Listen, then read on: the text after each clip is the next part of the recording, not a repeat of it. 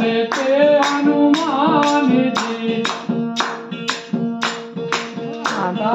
नर्मदा परिक्रमा आज 19 तारीख आहे। आज आम्ही तपोवन आश्रममध्ये विश्राम करत आहोत। तर तिथं आमच्या आश्रममध्ये हे गुजराती भजन चाललेलं आहे। गुजरात में